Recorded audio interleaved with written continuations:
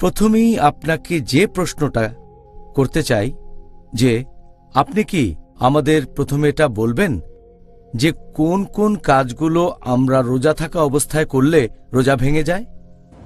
আলহামদুলিল্লাহ ওয়াসসালাতু ওয়াসসালাম আলা রাসূলিল্লাহ ওয়া আলা আলিহি ওয়া সাহবিহি আজমাইন, আম্মা বাদ। আউযু বিল্লাহি মিনাশ শাইতানির রাজীম। বিসমিল্লাহির রহমানির রহিম। রব্বি ইশরাহ লি সাদরি ওয়া ইয়াসসির লি আমরি ওয়াহলুল উকদাতাম মিন লিসানি ইয়াফকাহু কাওলি। রোজার সময় যে কাজগুলোর কারণে রোজা ভেঙে যায় সেগুলো পবিত্র কোরআনে আছে, আর নবী সাল্লাল্লাহু আলাইহি ওয়াসাল্লামের হাদিসেও আছে।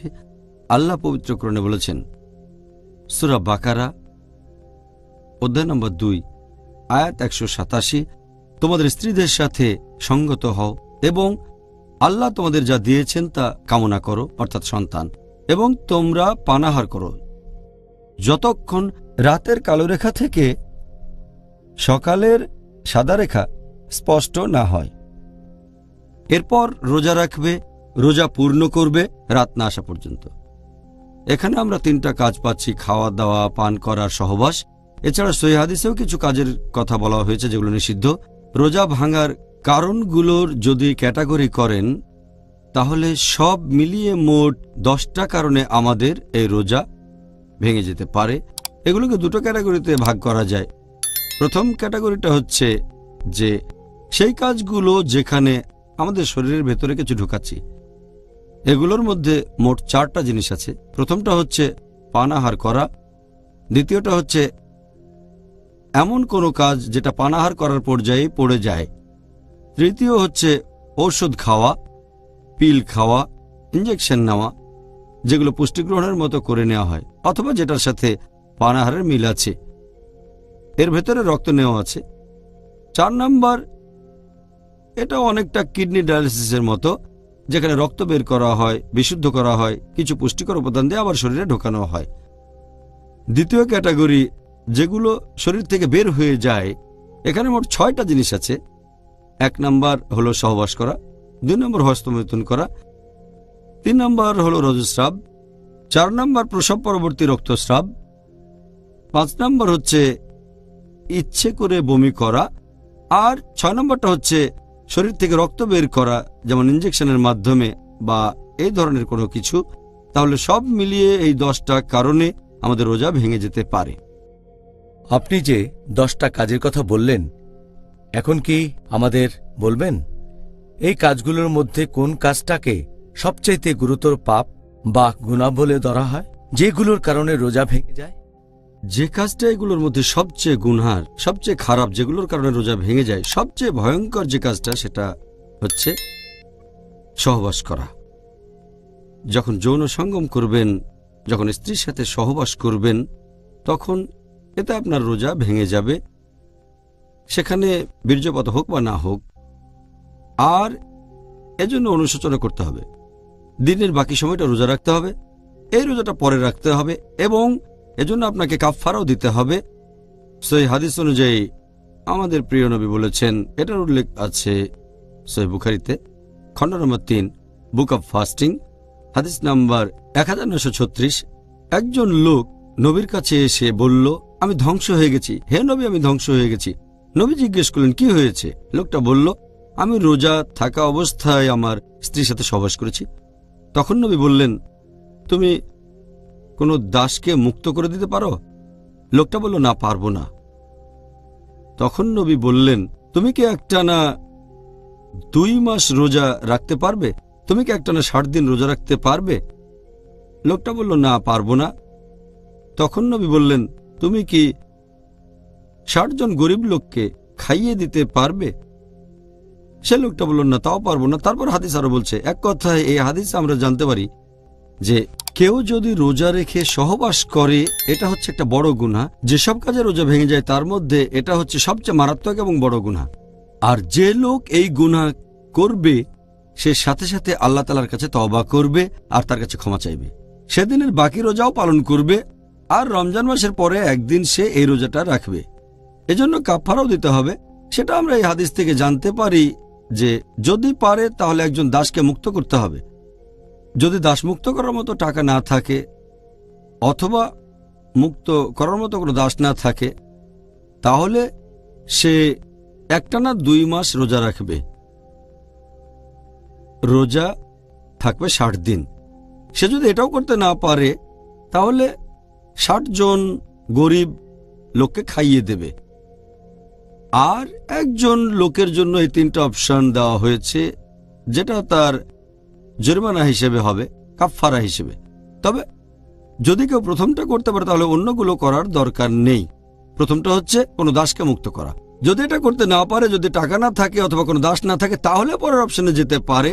তার মানে একটানা 60 দিন রোজা রাখতে হবে। যদি সে এই কাজটাও করতে না পারে, একটানা 60 দিন রোজা রাখতে না পারে, ধরেন সে কয়েকদিন রোজা রাখলো, তারপর একদিন ভেঙে ফেললো, তারপর আবার শুরু করতে হবে। তাকে রোজা রাখতে হবে একটানা 60 দিন। যদি তার এটার কোনো সামর্থ্য না থাকে তাহলে সে যেটা করতে পারে সেটা হচ্ছে 60 জন গরিব লোককে খাইয়ে দেবে। আর প্রত্যেক গরিব লোককে খাবার দিতে হবে আনুমানিক অর্ধেক সা। 1 সা মানে হচ্ছে আনুমানিক 2 হাতের 3 মুঠো পরিমাণ। তাহলে একজন লোকের অর্ধেক সা, সেখানে যে খাবারের রীতি আছে 60 জন লোককে খাওয়াতে হবে। সহবাসের কারণে কারো রোজা ভেঙে গেলে তাকে এভাবে জরিমানা দিতে হবে, কাফফারা দিতে হবে। খাবারের পরিমাণ, এই ব্যাপারটা একটু পরিষ্কার করে নিচ্ছি আমার নিজের বোঝার সুবিধার জন্যে। এখানে সেটা কি একদিনের খাবারের পরিমাণের সমান হবে? হ্যাঁ, এক কথায় এটা হবে একদিনের খাবার। সেই দেশের রীতিটা যেমন হতে পারে, আমেরিকা একরকম, ইংল্যান্ড আর একরকম, আবার ভারতেও আলাদা। তবে নবীর সময়ে এটা ছিল, একটা হাদিস বলছে একজন মানুষের লাগে অর্ধেক সা মাংস। আর প্রত্যেক সার পরিমাণ হচ্ছে, যদি 2 হাত এভাবে বাড়িয়ে দেন 3 বারে যে পরিমাণ মাংস আসবে সেটাই হলো 1 সা। তাহলে 3 মুঠোর অর্ধেক। আরেকটা হাদিস বলছে যে 1 মুদ মাংস, অর্থাৎ হাত বাড়িয়ে দিলে 1 মুঠোয় যে পরিমাণ মাংস ধরবে, এটা করবেন গরিব কোনো লোককে খাইয়ে দিতে চান, তাকে তৃপ্ত করতে যদি চান। তাহলে এক কথায় কাফফারা হিসেবে 60 জন গরিব লোককে খাইয়ে দেবেন আর তাদের খাওয়াবেন সেই দেশের হিসেব অনুযায়ী, কাফফারা হিসেবে এদের খাওয়াবেন।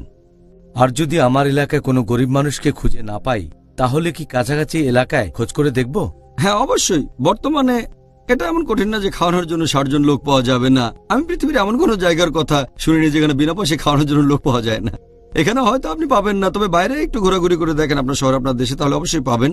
আমি আল্লাহর কাছে দোয়া করছি এমন গরিব যেন না থাকে। আমিন, অবশ্যই আমিন। সেদিন আসবে ইনশাআল্লাহ। ইনশাআল্লাহ, ইনশাআল্লাহ।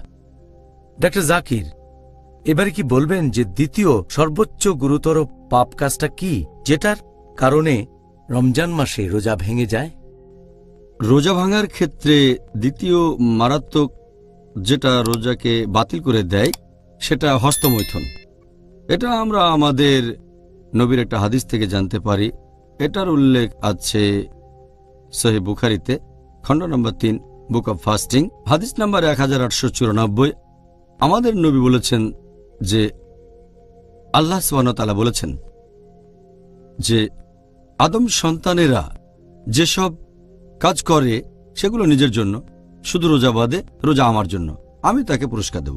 এরপর আরো বলা হয়েছে যে যে লোক বিরত থাকে, সংযত থাকে খাওয়া থেকে, পানীয় থেকে আর তার আকাঙ্ক্ষা থেকে আমার খাতিরে, আল্লাহ বলেছেন যে বিরত থাকে পানাহার এবং নিজস্ব আকাঙ্ক্ষা থেকে আমার খাতিরে। এই আকাঙ্ক্ষা আপনারাও বুঝতে পারছেন, এর মধ্যে হস্তমৈথুনও আছে।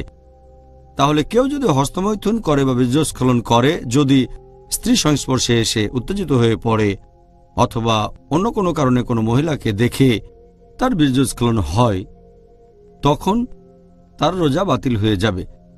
সে আল্লাহ তাআলার কাছে তওবা করবে, বাকি সময়টা রোজা রাখবে। আর রমজান মাস শেষ হয়ে গেলে এই রোজাটা তাকে আবারও রাখতে হবে। তবে এখানে কাফফারা দিতে হবে না, জরিমানা দিতে হবে না। কাফফারা দিতে হবে শুধু সহবাসের ক্ষেত্রে। যেহেতু এখানে সহবাস করেনি তাই কাফফারা দিতে হবে না। অনুশোচনা করে বাকি সময়টা রোজা রাখবে, পরে আবার রোজা রাখবে।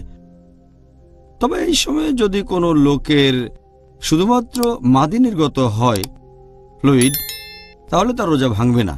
একই ব্যাপার প্রোস্টেটিক ফ্লুইডের ব্যাপারে। মাদি, যদি এই মাদি বের হয়, মানে প্রস্রাবের পরে যে ফ্লুইড বের হয়, তাহলে তার রোজা ভাঙবে না। এরকম হলে তাকে শুধু গোপনাঙ্গ ধুয়ে ফেলতে হবে, ওযু করতে হবে, তার রোজাটা ভেঙে যাবে না, সে পুরো সময়টা রোজা থাকতে পারবে। আমার মনে হয় এই ব্যাপারটা জানা পশ্চিমা দেশের অনেকের জন্যই খুব উপকারী হবে। আল্লাহ আমাদের রক্ষা করুন, আমরা যেন আমিন। আকাঙ্ক্ষাকে নিয়ন্ত্রণ করতে পারি ইনশাআল্লাহ। ডক্টর জাকির, এই প্রশ্নটা প্রথমবার শুনে অনেক সহজ মনে হলেও আসলে কিন্তু সেরকম নয়। কোনো কিছু খেলে বা পান করলে কি রোজা ভেঙে যাবে? এটাকে কি গুরুতর পাপ বলে ধরা যেতে পারে? রোজা রেখে যদি ইচ্ছাকৃতভাবে পানাহার করেন তাহলে সেটা বড় গুনাহ। রোজা রেখে কেউ ইচ্ছাকৃতভাবে খাওয়া দাওয়া করলে সেটা একটা বড় গুনাহ। তখন তাকে আল্লাহ তাআলার কাছে তওবা করতে হবে, আর রমজানের পরে জরিমানা হিসেবে তাকে রোজাটা রাখতে হবে। যদি এই খাবারটা মুখ দিয়ে নেওয়া হয় তাহলে রোজা ভেঙে যাবে, অথবা যদি নাক দিয়ে কোনো লিকুইড ভেতরে যায় তাহলেও রোজাটা তার ভেঙে যাবে। নবী সাল্লাল্লাহু আলাইহি ওয়াসাল্লামের একটা হাদিসে কথা বলছে, এটার উল্লেখ আছে সুনান আবু দাউদ খণ্ড নম্বর 2 বুক অব ফাস্টিং হাদিস নাম্বার 2360। আমাদের নবী বলেছেন যে তোমরা যখন ওযু করবে তখন নাকের ভেতরে বেশি পরিমাণে পানি নেবে, শুধু রোজার সময়টা বাদে। এ থেকেই বুঝতে পারছি নাকে বেশি পানি দেওয়া হলে যদি গলায় চলে যায় তারপর চলে যায় পেটে তাহলে রোজাটা ভেঙে যাবে। তাহলে নাক দিয়ে কোনো লিকুইড ভেতরে ঢুকলে সেটা পেটে চলে যাবে গলার ভেতর দিয়ে, এরকম হলেও রোজা ভেঙে যাবে।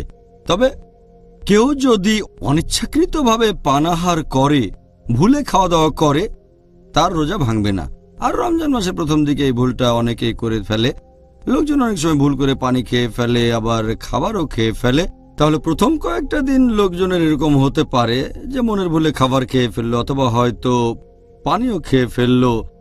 এখন কেউ অনিচ্ছাকৃতভাবে অথবা ধরুন ভুলে গিয়ে যদি কিছু খায় বা পান করে তার রোজা ভাঙবে না। আমাদের নবীর একটা সহিহ হাদিস এই কথা বলছে, এটার উল্লেখ করা হয়েছে সহিহ বুখারীতে খণ্ড নম্বর 3 বুক অব ফাস্টিং হাদিস নম্বর 1933।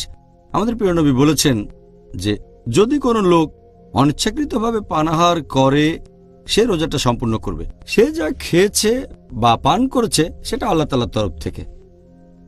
আমাদের নবী মুহাম্মদ সাল্লাল্লাহু আলাইহি ওয়াসাল্লাম আরও বলেছেন, এটার উল্লেখ আছে ইবনে মাজাহ খণ্ড নম্বর 3 হাদিস নাম্বার 2043, এছাড়াও 2045। আমাদের প্রিয় নবী বলেছেন যে আল্লাহ সুবহানাহু ওয়া তাআলা আমার উম্মাকে ক্ষমা করে দেবেন যদি তারা ভুলে যায়, ভুল করে, অথবা যদি জোর করে কিছু করানো হয়। যদি কেউ ভুল করে কিছু করে বা মনে না থাকে অথবা নিরুপায় হয়ে, আল্লাহ তাকে ক্ষমা করবেন। শুধু ইচ্ছাকৃতভাবে খাওয়া দাওয়া করলেই রোজা ভেঙে যাবে, আর সেটা বড় গুনাহ। আল্লাহ আমাদের অনেক দয়া করেছেন, আলহামদুলিল্লাহ। ডক্টর জাকির, রোজা অবস্থায় একজন লোকই রক্ত গ্রহণ করতে পারে অথবা কোনো ইনজেকশন নিতে পারে যেটাতে তার শরীর পুষ্টি গ্রহণ করবে? এটার কি অনুমতি আছে? শরীরে রক্ত নেয়ার কথা যদি বলেন, এই কাজটা পুষ্টি গ্রহণের ক্যাটাগরিতে পড়বে। এখানে শরীরের ভেতরে রক্ত প্রবেশ করানো হয়, এজন্য এটাকে পুষ্টি গ্রহণের ক্যাটাগরিতে ধরা হয়।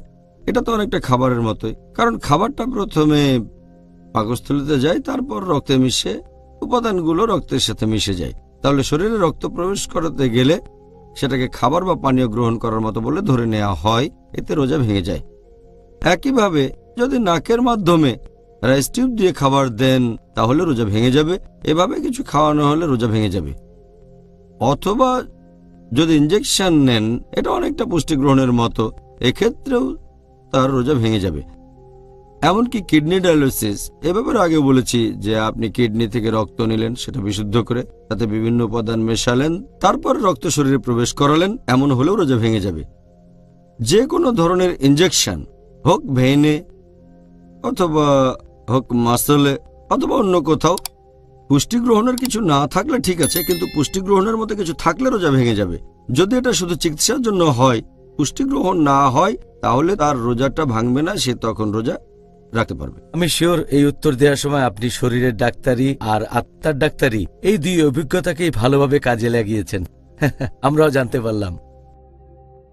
এবারে এই একই টাইপের আরেকটা প্রশ্ন, তবে এখানে প্রশ্নটা হলো এরকম, একজন লোক দান করতে পারবে কিনা তার নিজের শরীর থেকে, যেমন ধরেন রক্ত দান করা, রোজা অবস্থায় কি এটার অনুমতি আছে? যখন কেউ রক্তদান করে এটা অনেকটা কাপিং এর মতো।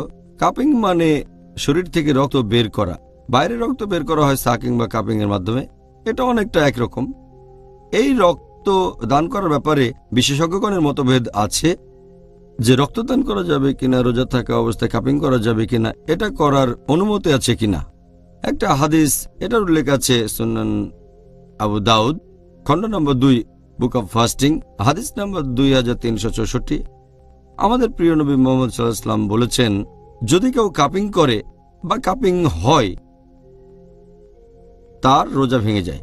যদি কেউ কাপিং করে অথবা কাউকে কাপিং করা হয় রোজা ভেঙে যাবে।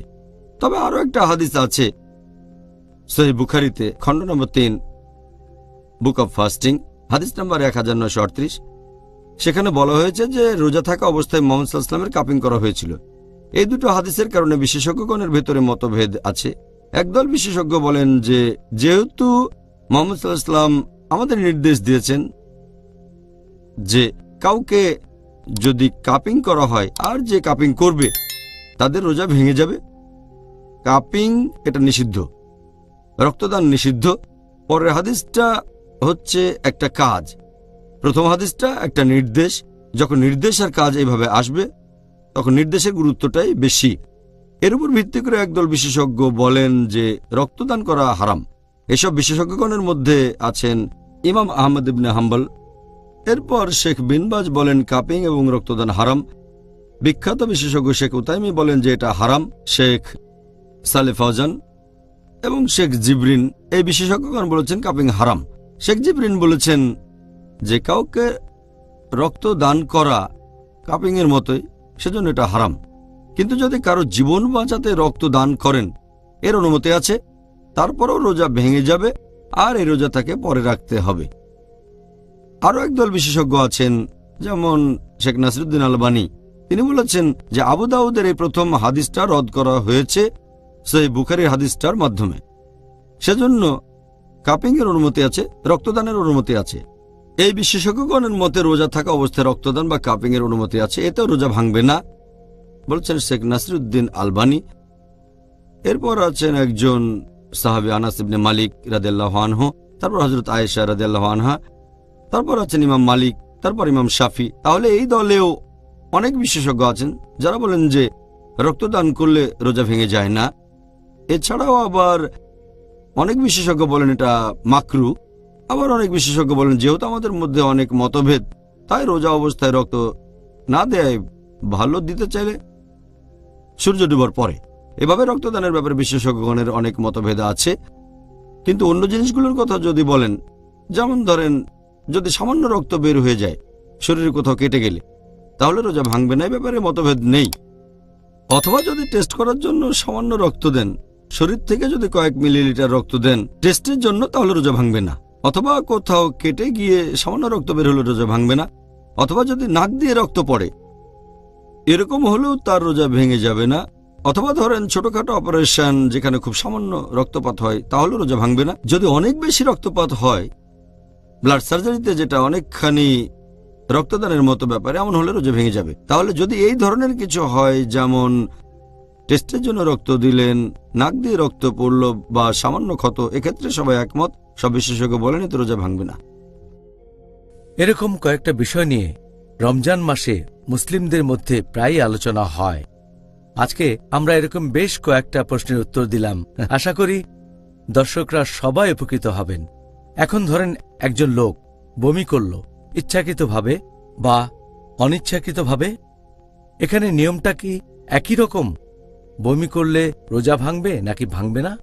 যদি বমির কথা বলেন, আমাদের প্রিয় নবী মুহাম্মদ সাল্লাল্লাহু আলাইহি ওয়াসাল্লাম বলেছেন, এটা একটা সহিহ হাদিস, এর উল্লেখ আছে তিরমিজিতে বুক অব ফাস্টিং হাদিস নাম্বার 720। আমাদের নবী বলেছেন যে যদি কেউ অনিচ্ছাকৃতভাবে বমি করে তাহলে তার রোজা ভেঙে যাবে না, কিন্তু যদি কেউ ইচ্ছাকৃতভাবে বমি করে, ইচ্ছা করে বমি করে, তাহলে তার রোজা ভেঙে যাবে।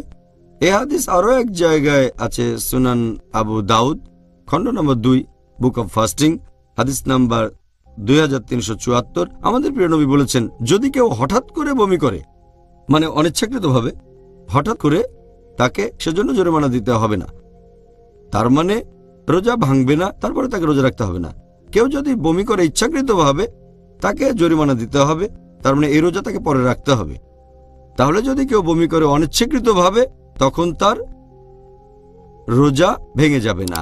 সে রোজা থাকতে পারবে। তবে কেউ যদি বমি করে ইচ্ছা করে, যদি গলার ভেতরে আঙ্গুল দিয়ে বমি করে অথবা পেটে চাপ দিয়ে বমি করে অথবা এমন কিছুর ঘ্রাণ নেয় যেটাতে দুর্গন্ধ আছে, এভাবে ঘ্রাণ নিতে নিতে বমি করে, অথবা এমন কিছু দেখে যেটা খুবই অপ্রীতিকর আর সেটা দেখতে দেখতে বমি করে ফেলে, এই সবগুলোই হচ্ছে ইচ্ছাকৃতভাবে বমি করা।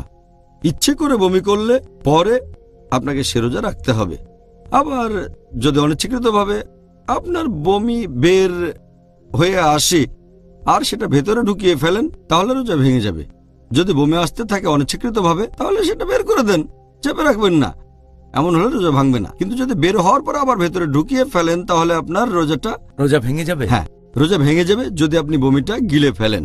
অনিচ্ছাকৃতভাবে বমি আসলে সেটা বের করে দেন, আপনার রোজা ভাঙবে না। আচ্ছা, সুন্দর, আপনাকে অনেক ধন্যবাদ। আমি নিশ্চিত অনেকের সন্দেহ দূর হয়েছে। ডক্টর জাকির, এবারে মনে করেন এমন একজন মহিলা যার রক্তস্রাব চলছে, অর্থাৎ পিরিয়ড। এই সময়টাতে মহিলাদেরকে নামাজ আদায় করা থেকে অব্যাহতি দেওয়া হয়েছে, আর এই নামাজগুলো তাকে পরে আদায় করতে হবে না। সেটা আমরা এই অনুষ্ঠানের গত পর্বে জানতে পেরেছি। এখন রোজা রাখার ক্ষেত্রে যে নিয়মটা কি, সেটা কি একই রকম?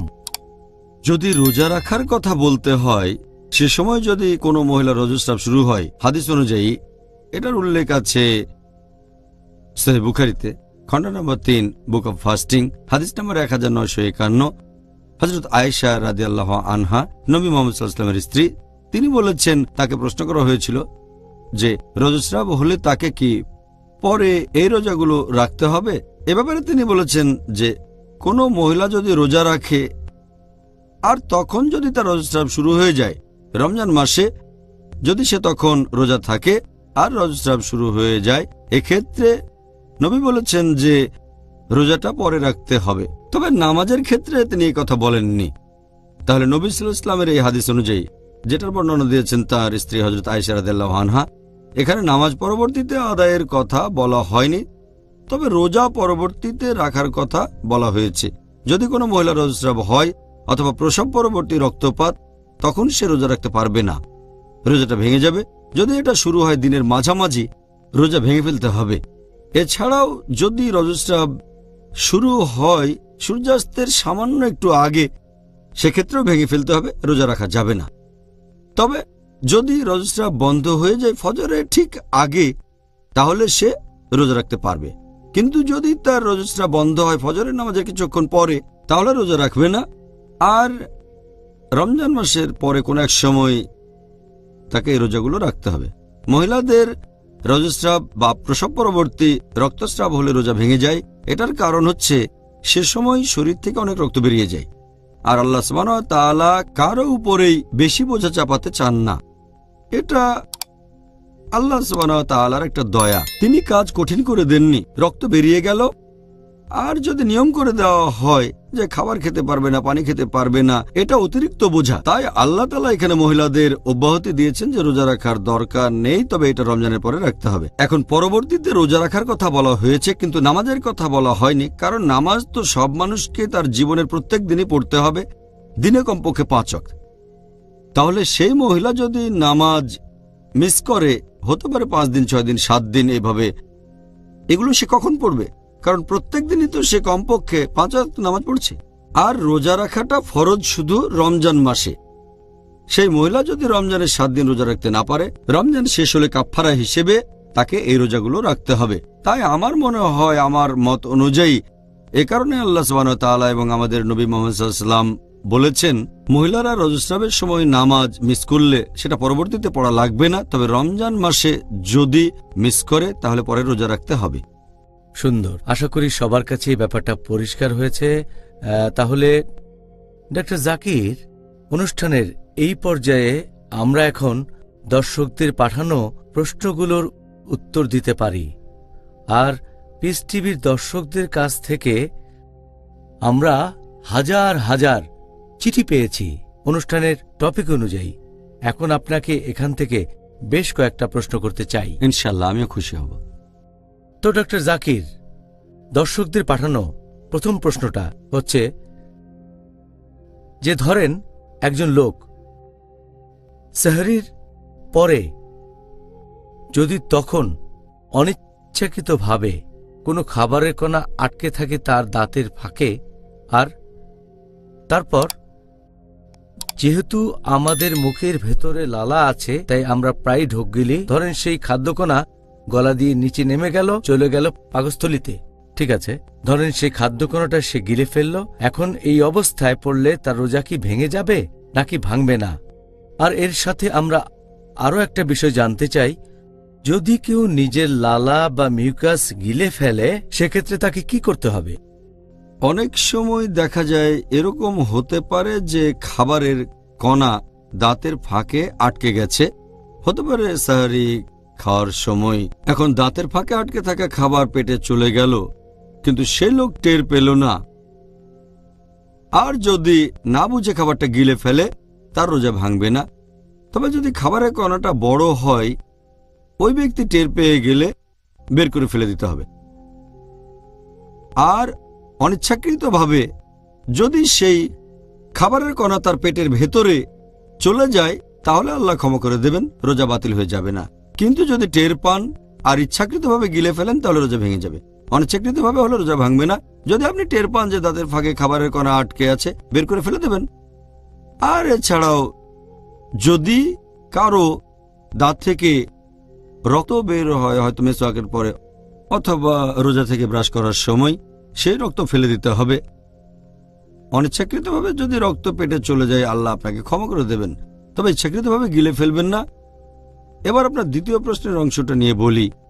তার মানে মিউকাসের ব্যাপারে মাথা থেকে আসতে পারে প্যারানেজাল সাইনাস দিয়ে, অথবা নাক দিয়ে, অথবা গলা খাকারি দিলে মুখের ভেতরে যে লালা চলে আসে সেটা যদি গলার ভেতরে পাকস্থলিতে চলে যায়, মুখের সামনে আসে না, এটা খুবই স্বাভাবিক ব্যাপার। অনেক মানুষেরই এমন হয়, মিউকাস বা লালা গলার ভেতরে আটকে থাকে, তারপর কোনো এক সময় পাকস্থলিতে চলে যায়। এতে কোনো সমস্যা নেই, এতে রোজা ভেঙে যায় না, কারণ এটা ন্যাচারাল প্রসেস। কিন্তু সেটা যদি মুখে চলে আসে তাহলে বাইরে ফেলে দেবেন। যদি মিউকাস বা লালা মুখে চলে আসে ফেলে দেবেন। অনিচ্ছাকৃতভাবে মুখে আসার পর গিলে ফেললে আল্লাহ আপনাকে ক্ষমা করবেন, তবে ইচ্ছাকৃতভাবে গিলা যাবে না। আচ্ছা, এবারে প্রশ্নকারী ইনি পেশায় একজন ইঞ্জিনিয়ার, আর তিনি আসলে জানতে চাচ্ছেন যে পবিত্র রমজান মাসে কেউ যদি বিয়ে করে তাহলে সেই বিয়ের অনুমতি আছে কিনা? রমজান মাসে বিয়ে করার কথা যদি বলতে হয়, পবিত্র কোরআনে বা সহিহ হাদিসের কোথাও এই কথা বলা হয়নি যে রমজান মাসে বিয়ে করা যাবে না। একজন ব্যক্তি বিয়ে করতে পারে বছরের যে কোনো সময়, তবে এই রমজান মাসে আমরা নিজেদের সংযত রাখি খাওয়া দাওয়া, পানীয় এবং স্ত্রী সহবাস করা থেকে। এটা নির্ভর করবে তাদের উপরেই। যারা রমজান মাসে বিয়ে করছে তাদের তখন কি করতে হবে? দিনের বেলায় নিজেদের আকাঙ্ক্ষাকে দমিয়ে রাখতে হবে, সূর্য ওঠা থেকে শুরু করে সূর্যাস্ত পর্যন্ত নিজেদের সংযত রাখতে হবে। আর এটাই পরীক্ষা। যদি সংযত থাকতে পারে সহবাস থেকে তাহলে বিয়ে করতেই পারে। তবে রমজান মাসে যদি কেউ বিয়ে করে নতুন স্ত্রী, তার সাথে সময় কাটাতে হবে। যদি মনে কোনো দ্বিধা থাকে তাহলে দেরি করে বিয়ে করাটাই তার জন্য ভালো হবে। রমজান মাসটা শেষ হলে রমজানের সময় সে আল্লাহ সুবহানাহু ওয়া তাআলাকে স্মরণ করবে। তবে এমনিতে রমজান মাসে বিয়ে করাটা হারাম না। এবারের প্রশ্ন যে ধরেন একজন মহিলা, সে কি এই রমজান মাসে পরীক্ষা করার জন্য গাইনোকোলজিস্টের কাছে যেতে পারবেন? যদি কোনো মহিলা রোজা থেকে যায় একজন গাইনোকোলজিস্টের কাছে, এতে কোনো সমস্যা নেই। তবে খেয়াল রাখতে হবে যে সেই গাইনোকোলজিস্ট বা ডাক্তার যেন একজন মহিলা হয়, কারণ হিজাব পালন করতে হবে। মহিলা যদি তখন কোনো পুরুষ ডাক্তারের কাছে যায় তাহলে সেটা হারাম। তখন যদি আশেপাশের কোনো ডাক্তার না থাকে অথবা সেই মহিলার খুব খারাপ অবস্থা অথবা মারাও যেতে পারে, সেই সময় যদি কোনো মহিলা গাইনোকোলজিস্ট পাওয়া না যায় তখন পুরুষ ডাক্তারের কাছে যেতে পারে সে।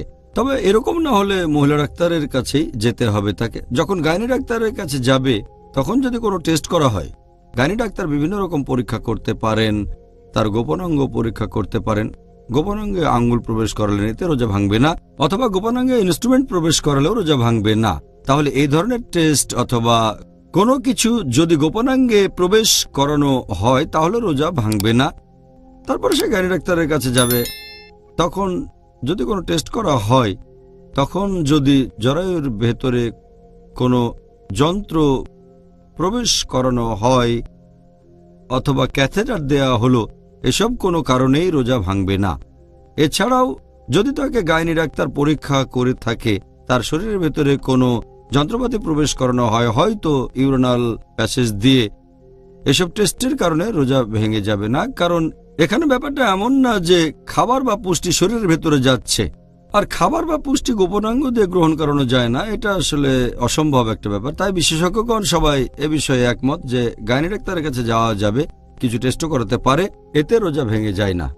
আশা করি এটা মুসলিম বন্ধুর জন্য যথেষ্ট উপকারী হবে। পরের প্রশ্ন, যদি কোনো লোক পেশার খাতিরে রিবা নেয় অথবা দেয়, যেটাকে এখানে দিনের ভাষায় বলা হয় ইন্টারেস্ট, তাহলে কি এমন যে তাদের রোজা কবুল করা হবে না?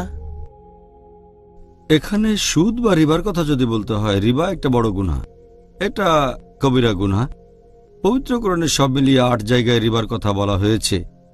আল্লাহ এই কথা বলেছেন সূরা আল ইমরান অধ্যায় নম্বর 3 আয়াত নম্বর 130, সূরা নিসা অধ্যায় নম্বর 4 আয়াত 161, এরপর 3 বার আছে সূরা বাকারা অধ্যায় 2 আয়াত 275, এছাড়াও আছে সূরা বাকারা অধ্যায় 2 আয়াত 276, তারপর সূরা বাকারা অধ্যায় 2 আয়াত 278 ও 279-তে আছে। আমি এখানে শেষের দুটো বলছি, বিস্তারিত বলছি না।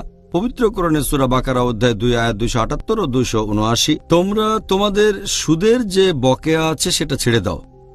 যদি কেউ সুদের এই দাবিটা না ছাড়ে, রিবা এটা একটা আরবি শব্দ, তোমরা যদি তোমাদের সুদের এই দাবিটা ছেড়ে না দাও, তবে আল্লাহ এবং রাসূলের সাথে যুদ্ধের জন্য প্রস্তুত হও। যদি কেউ রিবার সাথে জড়িত থাকে, ইন্টারেস্ট, সুদ, আল্লাহ এবং রাসূল তার বিরুদ্ধে যুদ্ধ ঘোষণা করবেন। এটা খুবই বড় গুনাহ। মদ খাওয়ার চেয়েও এটা বড় গুনাহ। এটা মাদকদ্রব্য সেবনের চেয়েও একটা বড় গুনাহ। কারণ যদি মদ খান, মাদকদ্রব্য নেন, শুকরের মাংস খান, এগুলো বড় গুনাহ, কিন্তু এর জন্য আল্লাহ এবং রাসূল যুদ্ধ ঘোষণা করবেন না। যদি রিবার মধ্যে জড়িয়ে পড়েন, সুদ নেন বা সুদ দেন, সুদ দেয়া বা সুদ নেয়া, এ দুটোই বড় গুনাহ। যদি কেউ রিবায় জড়িত থাকে, এমনিতে এতে তার রোজা ভেঙে যাবে না। কারণ রোজা ভাঙার যে কারণগুলোর কথা বলেছি সব মিলিয়ে 10টার কথা, এর মধ্যে রিবা নেই, তবে বড় গুনাহ এটা। রিবা থেকে নিজেদের বিরত রাখবো, বিশেষ করে রমজান মাসে, কারণ এটা হলো ক্ষমার মাস, আশীর্বাদের মাস। এতে করে আপনার পুরস্কার শুধু কমে যাবে, তবে রিবার কারণে আপনার রোজা ভেঙে যাবে না, রোজা বাতিল হয়ে যাবে না, কিন্তু তার পুরস্কার কমে যাবে। আমাদের নবী মুহাম্মদ সাল্লাল্লাহু আলাইহি সাল্লাম বলেছেন, এটা আছে সহিহ বুখারীতে খণ্ড নম্বর 3 বুক অব ফাস্টিং হাদিস নম্বর 1903। আমাদের প্রিয় নবী বলেছেন, কেউ যদি মিথ্যে কাজ আর মিথ্যে কথা থেকে বিরত না থাকে, তাহলে তার পানাহার থেকে বিরত থাকাতে আল্লাহর কোনো প্রয়োজন নেই।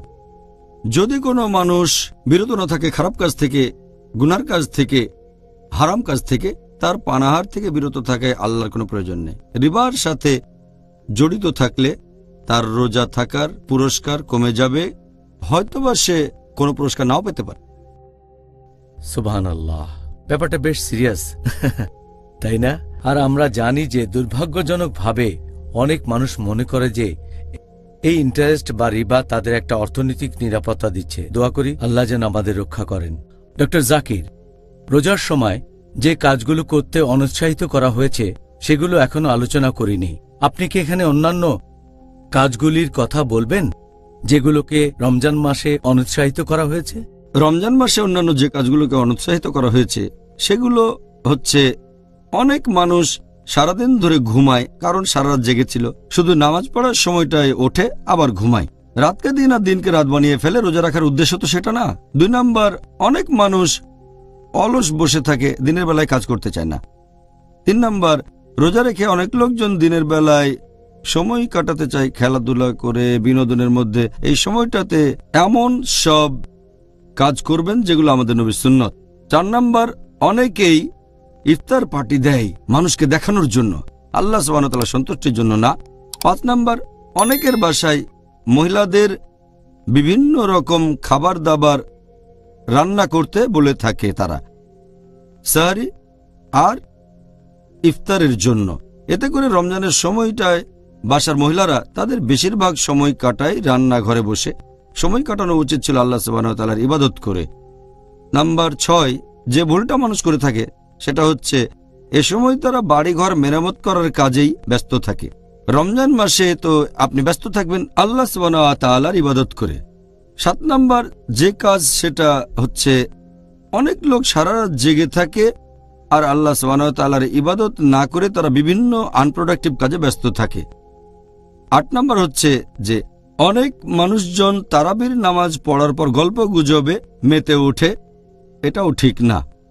এরপর 9 নাম্বার, অনেক মানুষজন এই সময় ব্যস্ত থাকে কেনাকাটা নিয়ে। তারা কি করে? সারা রাত ধরে কেনাকাটায় ব্যস্ত থাকে। 10 নাম্বার হচ্ছে যে তারা সারা রাত ধরে খাওয়া নিয়েই ব্যস্ত থাকে।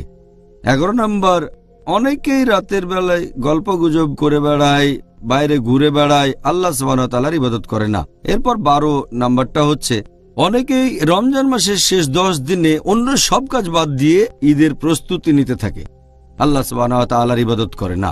এই কাজগুলোকে অনুৎসাহিত করা হয়েছে। আল্লাহ যেন আমাদের সামর্থ্য দেন যাতে করে আমরা এই পবিত্র রমজান মাসের সময়টাকে ভালোভাবে কাজে লাগাতে পারি। ডক্টর জাকির, এই আশীর্বাদের মাস রমজানে ধর্মীয় জ্ঞান, তার মানে ইসলামিক জ্ঞান অর্জন করার উপরে এত গুরুত্ব দেওয়া হয়েছে কেন? জ্ঞান আহরণের কথা যদি বলতে হয়, পবিত্র কোরআনে আল্লাহ মানুষের জন্য প্রথম যে নির্দেশটা দিয়েছেন সেটা নামাজ পড়া না, রোজা রাখা না, হজ পালন করা না, সেটা হচ্ছে ইকরা। আল্লাহ পবিত্র কোরআনে বলেছেন সূরা ইকরা বা সূরা আলাক অধ্যায় নম্বর 96 আয়াত নম্বর 1, ইকরা বিসমি রাব্বিকাল্লাযী খালাক খালাকাল ইনসানা মিন আলাক। আয়াত 1 ও 2 এর মানে পড়ো, পাঠ করো তোমার প্রভুর নামে যিনি সৃষ্টি করেছেন, যিনি মানুষকে সৃষ্টি করেছেন জোকের মতো ঝুলে থাকা বস্তু থেকে। তাহলে পবিত্র কোরআনে মানুষ জাতিকে সবার প্রথমে যে নির্দেশটা দেওয়া হয়েছে সেটা হচ্ছে পড়ো। এখানে শুধু পড়ার কথাই বলা হয়নি, বলা হয়েছে যে পড়ো তোমার প্রতিপালকের নামে। তার মানে পড়া গুরুত্বপূর্ণ, জ্ঞান আহরণ করা গুরুত্বপূর্ণ, তবে আল্লাহ সুবহানাহু ওয়া তাআলার জ্ঞান অর্জন করা, দিন সম্পর্কে জানা, সেটাও সবচেয়ে গুরুত্বপূর্ণ। আর আল্লাহ পবিত্র কোরআনে বলেছেন সূরা মুজাদ্দিলা অধ্যায় নম্বর 58 আয়াত নম্বর 11, বলা হয়েছে আল্লাহ সুবহানাহু ওয়া তাআলা সেই সব মানুষকে মর্যাদায় উন্নীত করবেন যারা ঈমান এনেছে এবং জ্ঞান আহরণ করেছে। পবিত্র কোরআনে সূরা বাকারা অধ্যায় নম্বর 2 আয়াত নম্বর 269, যে আল্লাহ সুবহানাহু ওয়া তাআলা যাকে ইচ্ছা হিকমত প্রদান করেন এবং যাকে হিকমত প্রদান করে থাকেন তাকে অনেক কল্যাণও তিনি দান করে থাকেন, এবং শুধু বোধসম্পন্নরাই শিক্ষা গ্রহণ করে। আমাদের প্রিয় নবী মুহাম্মদ সাল্লাল্লাহু আলাইহি ওয়াসাল্লাম তিনিও বলেছেন, উল্লেখ আছে সহিহ বুখারীতে খণ্ড নম্বর 1 হাদিস নম্বর 71, আমাদের নবী বলেছেন যে আল্লাহ সুবহানাহু ওয়া তাআলা যাদেরকে অনুগ্রহ করতে চান তাদেরকে তিনি ধর্মীয় জ্ঞানে এগিয়ে দেন, মানে তাদেরকে ধর্মীয় জ্ঞান দান করেন। তাহলে আল্লাহ যাদের সাহায্য করতে চান তাদেরকে তিনি ধর্ম সম্পর্কে জ্ঞান দান করে থাকেন। আমাদের নবী মুহাম্মদ সাল্লাল্লাহু আলাইহি ওয়াসাল্লাম বলেছেন, এটা আছে সহিহ মুসলিমে খণ্ড নম্বর 3 হাদিস নাম্বার 4005, আমাদের প্রিয় নবী বলেছেন যে যখন কোনো মানুষ মারা যায়, সে মারা গেলে তার সব কাজ শেষ হয়ে যায় শুধু 3টা কাজ বাদে। কেউ মারা গেলে তার সব ভালো কাজই শেষ হয়ে যায় শুধু 3টা কাজ বাদে। যে মানুষ অন্য মানুষকে কিছু দান করেছে, যে মানুষ জ্ঞান দান করেছে অন্য মানুষকে, আর যে মানুষের ধার্মিক সন্তানেরা আল্লাহর কাছে তার জন্য দোয়া করে। তার মানে কেউ মারা গেলে তার সব ভালো কাজ শেষ হয়ে যায় 3টা বাদে। যদি কেউ দাতব্য প্রতিষ্ঠান চালু করে, সাদকায়ে জারিয়া, যেখানে মানুষজনকে বিভিন্ন রকম সাহায্য সহযোগিতা দেওয়া হয় নিয়মিতভাবে, এটি সাদকায়ে জারিয়া। তারপর সে যদি অন্য কাউকে কিছু শিখিয়ে থাকে আর সেই লোক যদি জ্ঞানটা শিখে নিয়ে তার নিজের কাজে লাগায়, ধর্মের কাজে, মানুষের সাহায্যের কাজে, এটাও টিকে থাকবে। আর শেষটা হচ্ছে ধার্মিক সন্তান যারা মৃত বাবা মার জন্য দোয়া করে। সেজন্য জ্ঞান খুবই গুরুত্বপূর্ণ। আর আল্লাহ পবিত্র কোরআনে বলেছেন সূরা নাহল অধ্যায় নম্বর 16 আয়াত নম্বর 43 আর সূরা আম্বিয়া অধ্যায় নম্বর 21 আয়াত নম্বর 7, ফাসআলু আহলে যিকরি ইন কুনতুম লা তা'লামুন। যদি তোমরা না জানো তাহলে এ ব্যাপারে জ্ঞানীদেরকে জিজ্ঞেস করো। আল্লাহ বলেছেন জ্ঞানীদেরকে জিজ্ঞেস করো। সেজন্য যে মানুষটার জ্ঞান আছে তার অবস্থানটাও অনেক উপরে। সেই মানুষের পরীক্ষায় পাশ করার সম্ভাবনা বেশি যে আখিরাতে ভালো ফলাফল করে থাকে। আর এজন্যই আল্লাহ তাআলা জ্ঞান অর্জনকে সবচেয়ে বেশি গুরুত্ব দিয়েছেন, বিশেষ করে রমজান মাসে। এই মাসে আমরা জ্ঞান অর্জন করব, বেশি করে জ্ঞান আহরণ করব আর সেটা অন্যদের মাঝে ছড়িয়ে দেব। আজকের অনুষ্ঠানের শেষ প্রশ্ন, সেটা হচ্ছে মিউজিক নিয়ে। অনেক মুসলিমই মনে করে যে ইসলামে মিউজিকের অনুমতি আছে।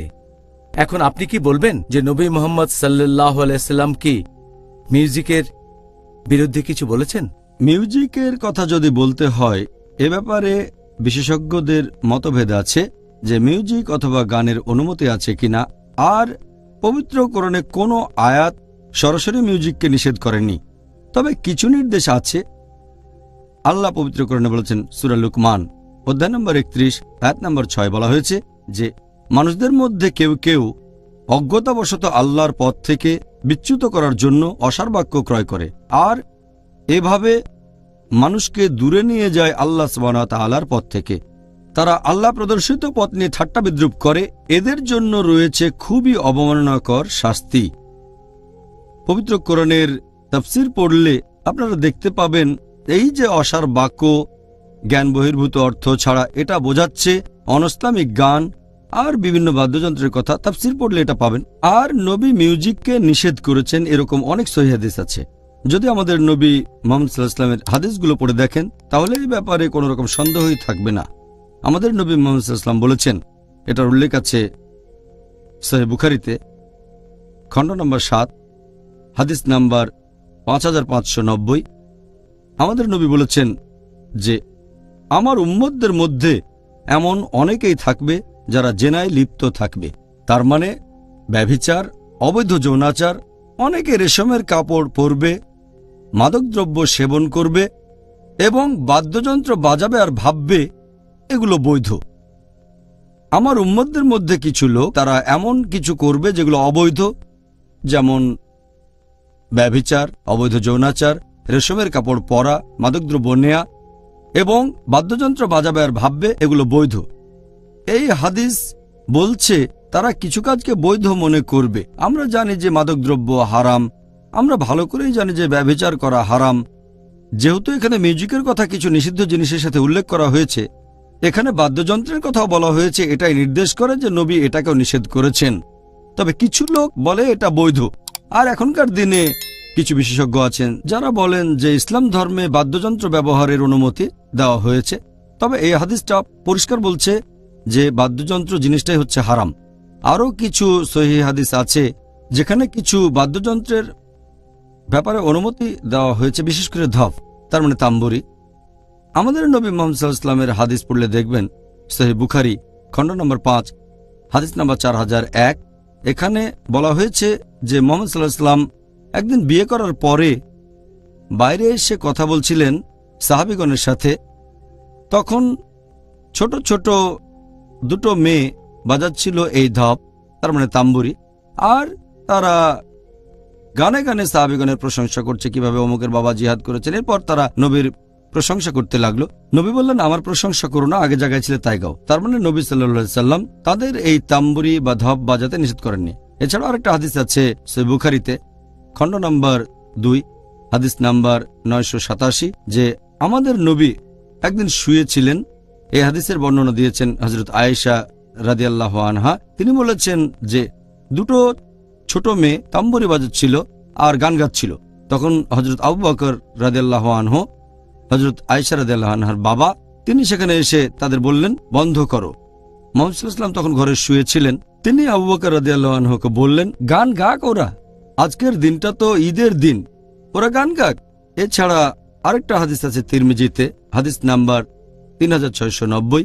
সেখানে আমাদের নবী সাল্লাল্লাহু আলাইহি ওয়াসাল্লাম বলেছেন যে একবার এক লোক নবীর কাছে এসে তাকে বলল, আমি আল্লাহ সুবহানাহু ওয়া তাআলার নামে শপথ করছি, যদি আপনি জিতে ফিরে আসেন তাহলে আমি গান গাইব, ধপ বাজাবো, আমি তখন তাম্বুরি বাজাবো।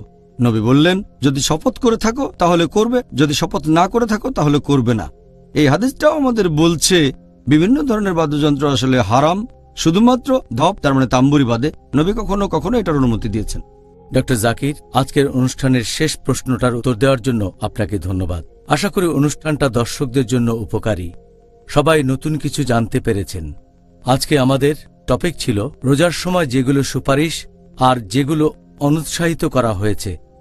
আপনাকে অনেক ধন্যবাদ ডক্টর জাকির, জাযাকাল্লাহ খাইরান।